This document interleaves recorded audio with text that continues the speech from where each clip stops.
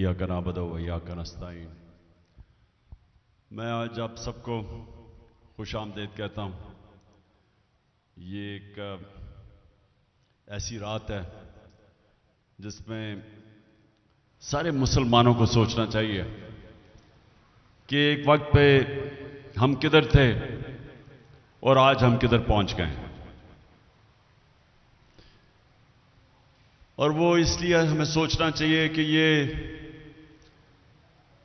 हमारा ईमान है कि इन दिनों में इस रात को अल्लाह ने हमारे ऊपर इतनी नेमत की कि अपनी किताब हमारे ऊपर नाजिल की।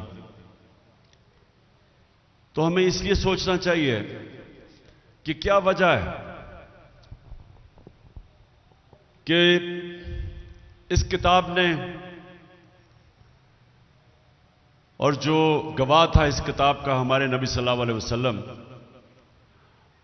उन्होंने इस किताब और इसके पैगाम से दुनिया की तारीख का सबसे बड़ा इनकलाब लेके आए। ये अगर आप तारीख के, मैं तो कोई दीनी आलम नहीं हूं, इस्लाम का मैं अपने आप को आलम नहीं समझता, लेकिन मैं एक तारीख का अपने आप को तालिब इल्म समझता हूं। तारीख मैंने पढ़ी हुई। तो मैंने अभी तक कहीं भी किसी वक्त किसी तारीख के अंदर किसी दौर में इस तरह का इनकलाब नहीं देखा जो कि मेरे नबी सल्लल्लाहु अलैहि वसल्लम मदीना में लेके आए। कोई इसका मिसाल नहीं है। आप अगर दीन से हट के सिर्फ एज ए हिस्टोरियन, तारीख का तालिब इल्म अगर आप सिर्फ स्टडी करें तो ये आपको कभी भी लॉजिक से ये आप समझ ही नहीं सकते कि वो हुआ क्या। फिर से मैं कहता हूं, इसकी तारीख में कोई मिसाल नहीं है, क्योंकि ऐसा हुआ ही नहीं कभी। तो वो जो चेंज आया था इंसानों में, मैं लोगों को ये भी बताता हूं, ये लोग हम जब बचपन में पढ़ते थे अपनी तारीख, तो हमें ऐसे लगता था कि वहां बड़ी जंगें हुई और बड़ी पता नहीं कितने लोग शहीद हुए और दूसरी तरफ कितने लोग मारे गए, और फिर एक तब्दीली आई थी। आप सबको हैरत होगी ये सोच के कि 622 और 632 के दरमियान 10 सालों में, इन 10 सालों में जो टोटल लोग जंगों में मरे थे दोनों तरफ, वो 12 या 1300 थे। 10 साल में 12 या 1300 लोग मरे थे। और सारा अरब 10 साल के बाद नबी सल्लल्लाहु अलैहि वसल्लम के नीचे, इस्लाम के नीचे आ गया था। 1 लाख से किलोमीटर, स्क्वायर किलोमीटर जमीन सब उनके नीचे आ गई थी। तो ये समझने की बात है कि ये कोई तलवार के जोर से दीन नहीं फैला था। ये जो तब्दीली आई थी कि 10 सालों में वो सारा अरब भी उनके नीचे आ गया और खून भी नहीं बहा। जिस तरह जब मंगोलियन ने, उन्होंने भी फतह की थी एक दफा दुनिया, लेकिन करोड़ों लोगों की जानें ली उन्होंने और खून के दरिया बहे। लेकिन इस बारी तो जिस तरह मैंने कहा 12 से 1300 टोटल कैजुअल्टीज थी। तो असल में ज़हनी तौर पे फिक्री इनकलाब था। इंसान बदल गए थे। कुरान की जो आयत है कि मैं कभी किसी कौम की हालत नहीं बदलता जब तक वो कौम खुद अपनी हालत बदलने की कोशिश ना करे। तो इंसानों ने अपने आप को बदला था और वो पैगाम था कुरान के अंदर।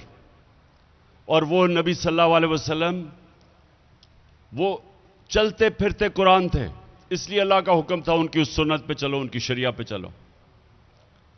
तो इस पैगाम ने इंसानों को बदल दिया और उन इंसानों ने दुनिया की इमामत की।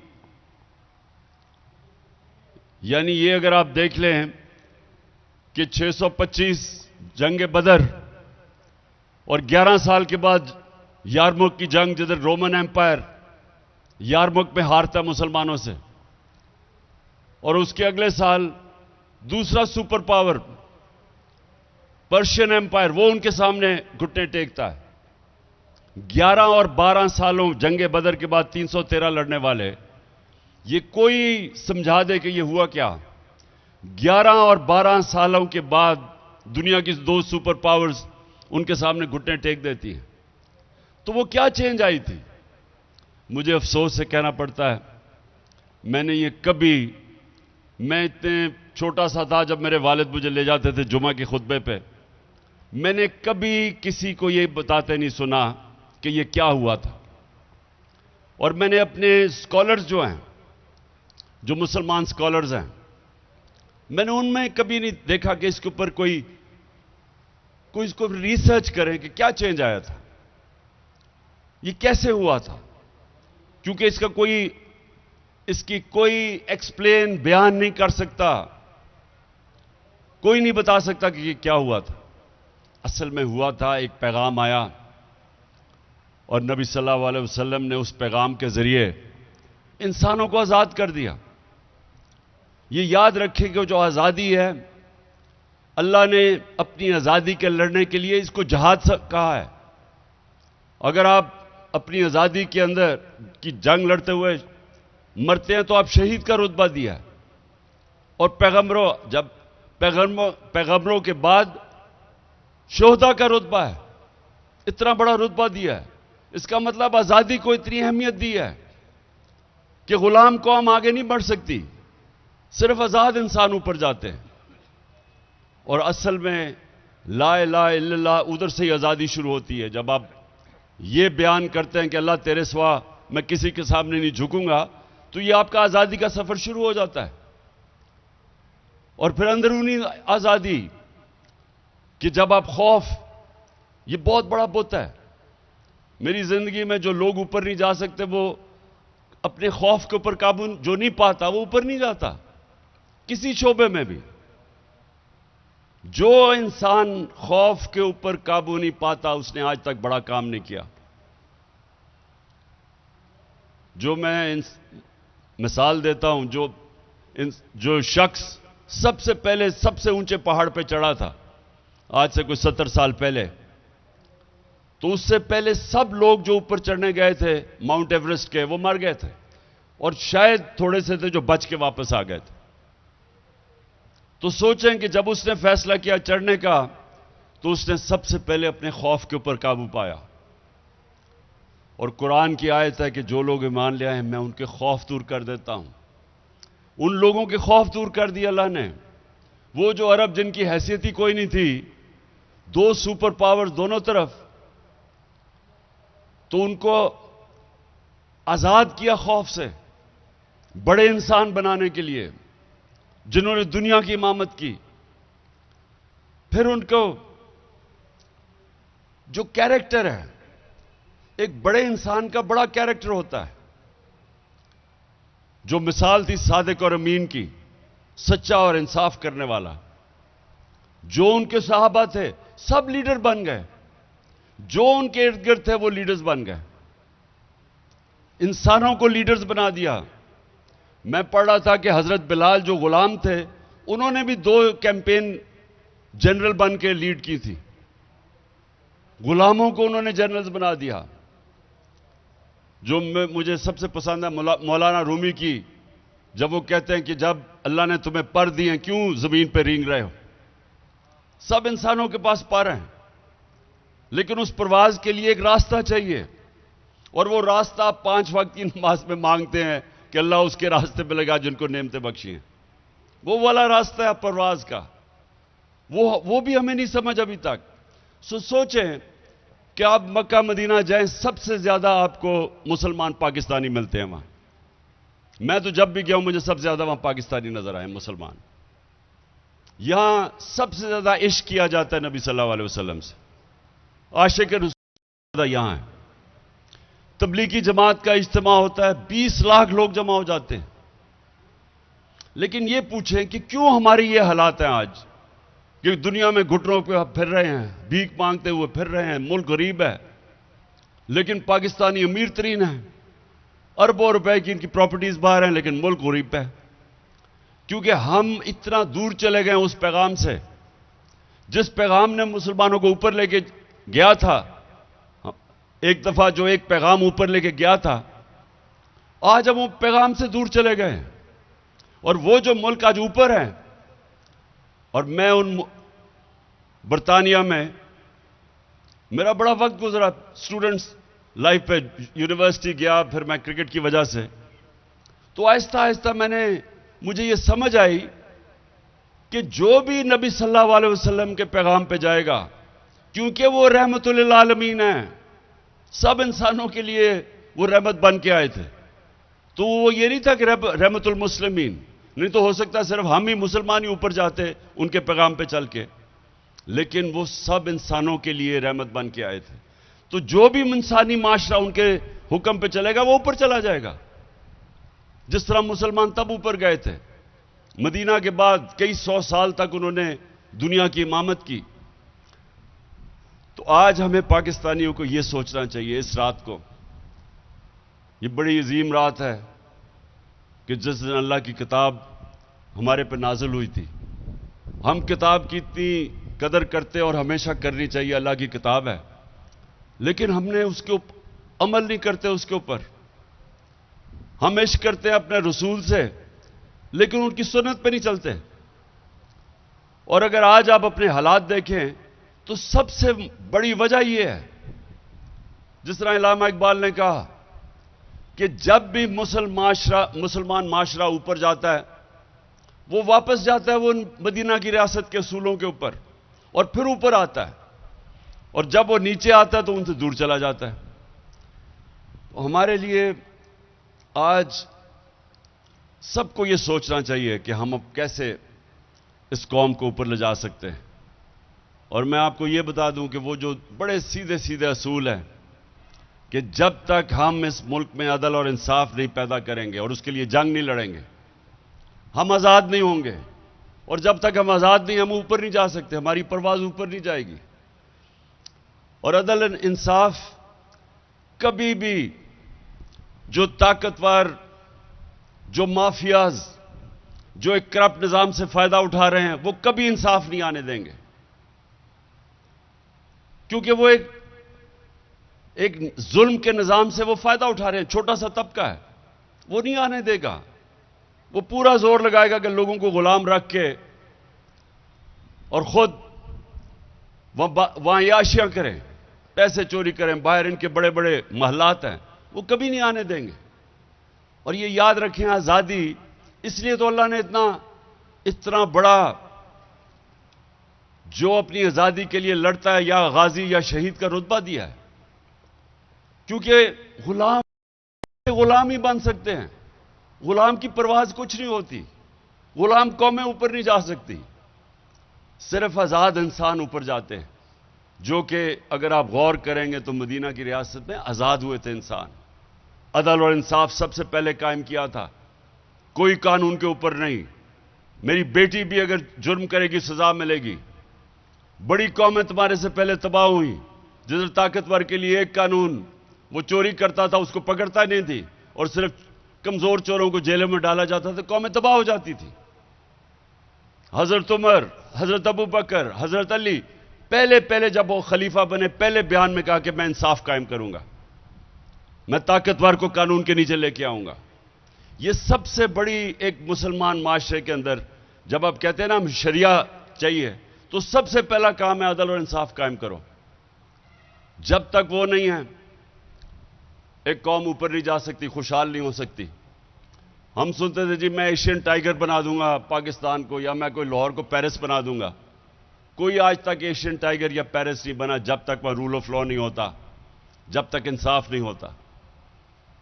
ڈنمارک نمبر 1 ہے 140 ملکوں میں رول آف لا یعنی انصاف کے انڈیکس میں، 140 ملکوں میں ڈنمارک نمبر 1 ہے، پاکستان 129 نمبر ہے 140 میں سے۔ اور وہاں $68,600 ان کی اوسط آمدنی ہے، $68,600، اور پاکستان کی $1,600 ہے۔ کیونکہ وہ انصاف ہے، وہاں خوشحال ہیں۔ اپنی تاریخ اٹھا کے دیکھ لیں، جب ہندوستان میں کوئی آیا ایسا حکمران جس نے انصاف قائم کیا، خوشحال ہو گیا۔ بلبن کی تاریخ اٹھائیں اور علاؤدین خلجی کی، کیونکہ وہ انصاف کرنے والے تھے، وہاں خوشحالی آ گئی. اور جب ایک ظالم حکمران آتا تھا، ایک دم عوام کہ وہی بھوک سے مرتے تھے، قحط پڑتے تھے. تو ہمارا بھی آج ساری دنیا میں بھی یہ دیکھ لیں، جن جن ملکوں میں انصاف ہے وہ خوشحال ہیں، جن میں نہیں ہیں وہاں وسائل کے باوجود بھی غربت ہے. اور یہ جو آخر میں اب سب سے اپنی قوم سے بھی یہ کہتا ہوں کہ کبھی کوئی آزادی آپ کو پلیٹ میں پکڑا کے نہیں دیتا. دنیا کی تاریخ میں کبھی کسی نے زنجیریں خود ہی کھول کے نہیں آپ کو آزاد کیا. زنجیریں توڑنی پڑتی، آزادی کے لیے جدوجہد کرنی پڑتی ہے، جہاد کرنی پڑتی ہے. اور پھر جب آپ اپنی آزادی لیتے ہیں تو آپ کی پرواز اوپر جاتی ہے. ہمارا یہ وقت ہے اس وقت پاکستان میں کہ جب انسانی حقوق نہ ہوں، طاقتور جو مرضی کرے، چوری کرے اور NRO لے لے، اور دوسرے لوگ اگر وہ ان سے کہیں کہ ہم آئین چاہتے ہیں تو ان کو پکڑی جیلوں میں ڈالیں، جیلوں کے اندر ان سے تشدد کیا جائے، تو یہ نظام نہیں چل سکتا. اور اس نظام میں یہ فیصلہ کر لیں کہ اگر آپ نے یہ نظام کو چلنے دیا تو آپ کا کوئی مستقبل نہیں ہے. اور یہ اللہ قرآن میں کہتا ہے کہ میری زمین پہ دیکھو کتنی قومیں میں نے تباہ کی جو میرے حکم پہ نہیں چلی. وہ کہتے ہیں، اور آپ دیکھ لیں کہ دنیا کی تاریخ میں کتنے بڑے بڑے سویلائزیشن آئے اور تباہ ہو گئے. سب سے بڑی وجہ یہ تھی کہ وہاں ظلم تھا. جو حضرت علی رضی اللہ تعالی نے کہا کہ کفر کا نظام چل جائے گا لیکن ظلم کا نظام نہیں چل سکتا. میں آج یہی چاہتا ہوں جب آپ پیر صاحب دعا کریں، دعا مانگیں تو ضرور ہمارے ملک کے لیے کریں کہ ہم سب سے زیادہ اپنے آپ کو انصاف لے کے ملک کو آزاد کریں. اچھا، ایک یہ نہیں پتہ چلتا کہ ہم یہاں ایسی محفلوں میں بیٹھتے ہیں کہ لوگوں کو پسند بھی آ رہی ہے بات، یعنی کوئی تالیاں کوئی نہیں مارتا، تو کسی کا نہیں پتہ چلتا کہ آپ اب وہ اتنی اچھی اس نے نعتیں پڑھی. اب مجھے نہیں پتا تھا کہ نعت آپ نے انجوائے بھی کیا ہے نہیں کی. وہ اس طرح ہوتا ہے. اس نے بیچارے نجم نے اتنی اچھی آپ کے نعتیں گائی اور سنائی، نجم نے اور ابرار کر تو پھر بھی تھوڑا لوگوں نے پھر بھی تھوڑا اپریشیٹ کیا، لیکن نجم بیچارے کو پتہ ہی نہیں کہ تالیاں، اب ہم تالیاں نہیں بجا سکتے. یہ بھی ایک تو کوئی اور طریقہ بتائیں تاکہ پتہ تو چلے، تاکہ خان صاحب میں دعا سے پہلے انصاف کے حوالے سے ایک حکایت بیان کرنا چاہتا ہوں کہ ایک موقع پر ایک طوطا اور طوطی کہیں راستے میں سفر میں جا رہے تھے تو ایک شہر میں پہنچے تو طوطی نے کہا طوطے سے کہ شہر بالکل ویران ہے، شاید یہاں کسی الو کا چکر لگا ہے. بیٹھ گئے، وہ شہر ویران تھا. کچھ دیر بعد ایک الو آیا ان کے پاس، اس نے ان سے سلام دعا لی اور ان کو دعوت دی کہ میرے ہاں رات ٹھہرو، تم نے سفر پر جانا ہے. رات وہ ٹھہر گئے. اگلے دن صبح الو نے طوطی پر دعویٰ کر دیا کہ یہ میری بیوی ہے. طوطے نے جج کے پاس لے گیا کہ انصاف کروا لیتے ہیں، کورٹ میں لے گیا. کورٹ میں جا کے دونوں نے دلائل دیے تو جج نے طوطی کو الو کی بیوی قرار دے دیا. طوطا بہت پریشان ہوا کہ یہ کیا ہو گیا. وہ چلنے لگا تو طوطے نے اس کو پیچھے سے آواز دی کہ بات سنو، اپنی بیوی تو لیتے جاؤ. اس نے کہا یہ اب تمہاری بیوی ہے، کورٹ نے تمہارے حق میں فیصلہ کر دیا ہے. اس نے کہا کورٹ کا فیصلہ یقیناً ہے، لیکن بستیاں جو بے آباد الوؤں کی وجہ سے نہیں ہوتی، ناانصافیوں کی وجہ سے ہوتی ہیں.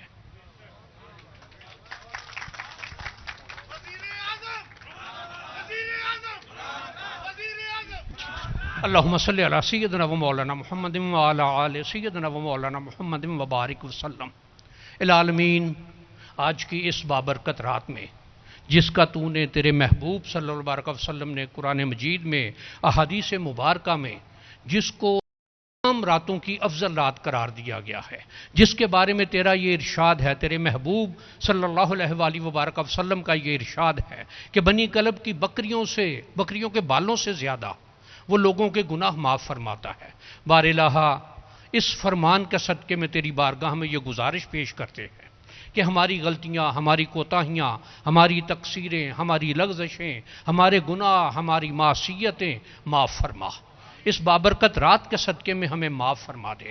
العالمین، اس بابرکت رات کے صدقے میں اپنے نیک لوگوں کے، اپنے صالحین کے، اپنے عبادت گزاروں کے، اپنے شکر گزاروں کے، اپنے نیک لوگوں کے، اپنے نوازے ہوئوں کے راستے پر چلتے رہنے کی توفیق عطا فرماتا رہے۔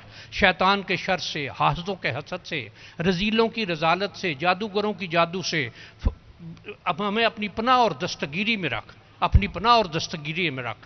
العالمین، ہمارے ملک کو اپنی حفاظت، اپنی پناہ اور اپنی دستگیری میں رکھ۔ العالمین، جو کوئی اس کو برباد کرنے کے درپے ہیں، بار الہا جو اس کے بارے میں برے خیالات رکھنے والے ہیں، بار الہا جو اس کو معاشی طور پر، سیاسی طور پر اور ہر طرح سے اس کو نقصان پہنچانے کے درپے ہیں، بار الہا انہیں تباہ و برباد فرما، ذلیل و رسوا فرما۔ اس ملک کو قائم رکھ، دائم رکھ، شاد رکھ، آباد رکھ۔ العالمین، ایک میں خان صاحب کو مبارکباد بھی پیش کرنا چاہتا ہوں اس بات کی کہ جو خان صاحب نے اپنے دور میں ایک بات کا بیڑا اٹھایا تھا کہ سعودی عرب اور ایران کے تعلقات ٹھیک ہوں، وہ آج کے دور میں ہوا، اور یقیناً اس کا کریڈٹ نہیں دے رہا کوئی، لیکن خان صاحب کو اس کا کریڈٹ ضرور جاتا ہے۔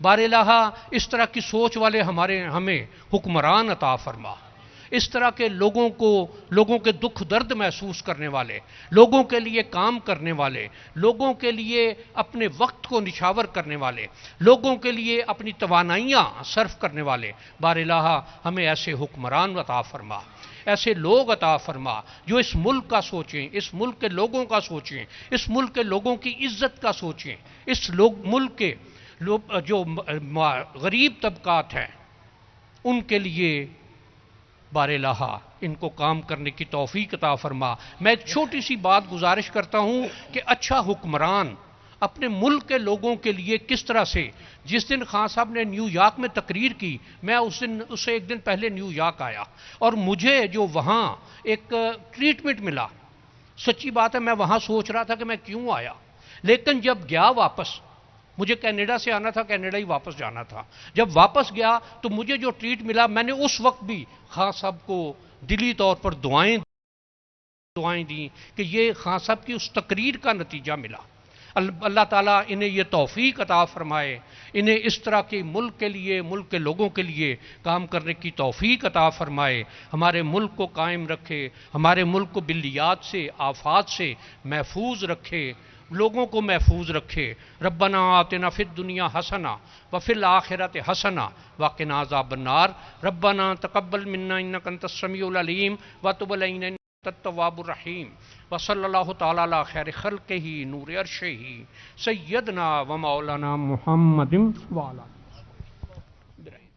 مصطفیٰ جانے رحمت پہ لاکھوں سلام، شمع بز میں ہدایت پہ لاکھوں سلام، اس کی باتوں کی لذت پہ لاکھوں درود، اس کی باتوں کی لذت پہ لاکھوں درود، اس کے خطبے کی ہیبت پہ لاکھوں سلام، مصطفیٰ جانے رحمت پہ لاکھوں سلام، لاکھوں سلام، لاکھوں سلام۔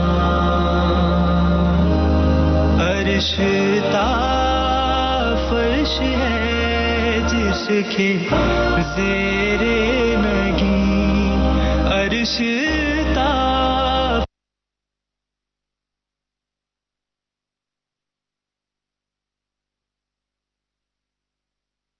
جانے۔ ہلو، ہاں جی، میں نے خاص طور پہ مدثر آپ کو جتنی میری سیکیورٹی میں سب کو میں آج خراج تحسین پیش کرتا ہوں، جس طرح آپ نے آج سب کچھ بڑے زبردست طریقے سے آرگنائز کیا. بہت شکریہ.